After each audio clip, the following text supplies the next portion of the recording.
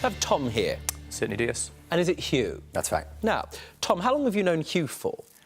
12, 15 years. Exactly so. I think you met in college, right? That's right. Now, I'm not so interested in what you do. What I'm interested in is what happened around December of 2017 when the two of you were on a day driving. First of all, whose car were you in, Hugh? It's Tom's car, I don't drive. Tom, when did you buy the car? So November of that year.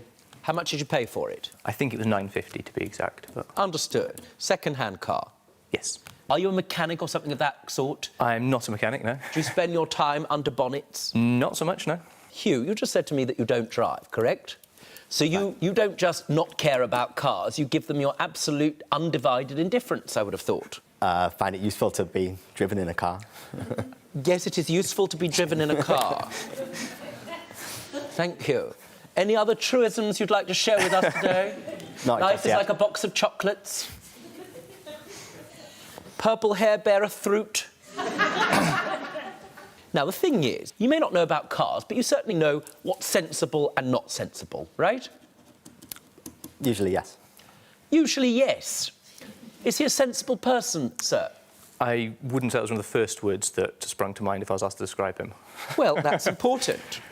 Is he the type of person that might play practical jokes or be a bit silly? Yes. Give me an example of the type of silly thing he might do. I guess a similar thing that happened one of the first cars I drove. He wrote in dust on it his name across the bonnet. When I came to wash it, it turned out that, of course, the dust had scratched the paint, so I was left with Hugh written in large letters across the bonnet. And it wasn't actually my car; it was my parents that I was using. Did you want to leave a mark on Tom? It was just quite a dusty car.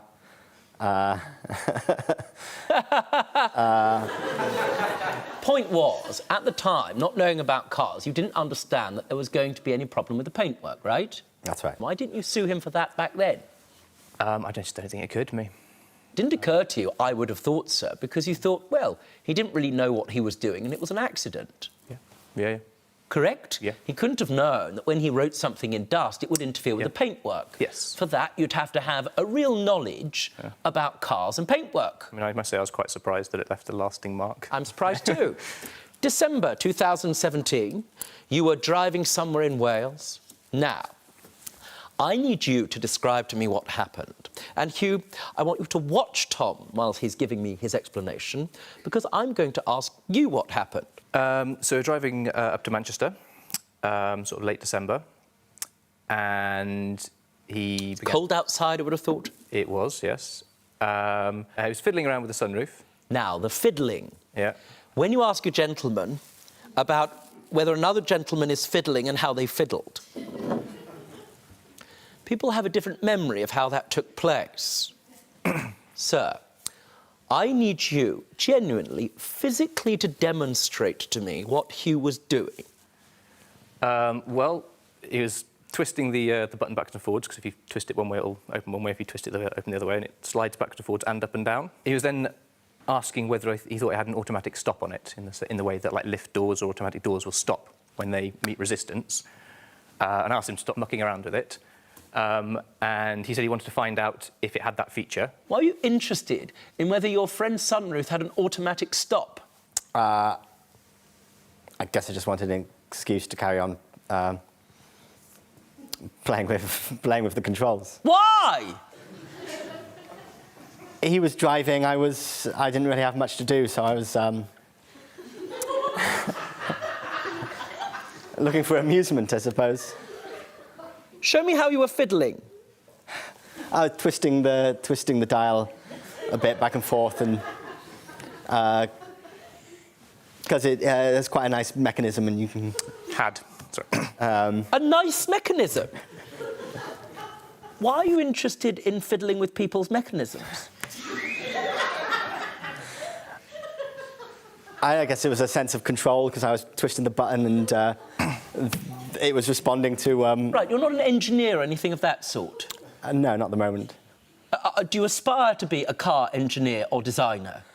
No. No. Did he ask you to stop? Yes, I believe Did you so. carry on? I don't think I carried on for long after he stopped. Well, how long did you carry on? Show me how hard you were fiddling, sir. I want to see. Well, it was an accident. I was only... Were you banging it? No, I wasn't banging it. I was only... Were you fiddling with it very hard? You carry on. I was using the knob, the dial, as it should be used. I wasn't kind of trying to lever it off or anything like that. I was just turning it from left to right to open and close the sunroof. Do you agree with his explanation and memory of fiddling with the knob? Mostly, yeah. Yeah. Well, we do have a video, in fact, of the knob in question. Let's have a look. Tom, you provided this to me. I certainly did. What does this video demonstrate, sir? So that shows that that switch should control the sunroof, should open and close it. And, of course, as you can see, it's not doing anything. I think you've got a second video as well. And the reason you have a second video is because at the end of this journey, what did you discover about the sunroof, sir? Well, it wasn't quite the end of the journey. So after asking him to stop and telling him I didn't want him to find out whether or not it had an automatic cut-off if it came into contact with anything, a few moments later, I said, right, can you close the sunroof now? Why were you curious about that? I'm just a curious person, generally. So, yeah, after asking him to stop, and he had stopped fiddling with it, I then said, right, can you also close the sunroof?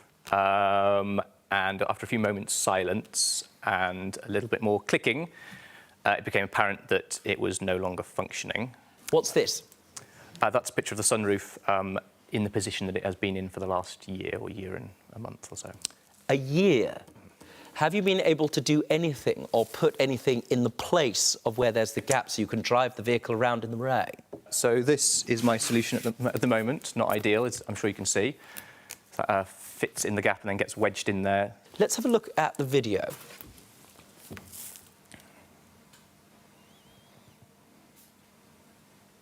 Right, so that's what you have to do in order to drive your car around. Yes. It looks fine, though. What did you say? It looks fine. I don't think it's a great problem.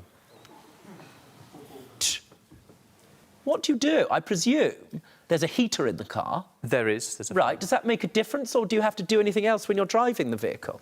It certainly makes a difference, but obviously it takes a while to warm up. And also, that's fine for, obviously, when I'm parked, it keeps the rain, well, mostly keeps the rain from entering the car, and at slow speeds. But I found if I go on the motorway... Let me see the perspex, please.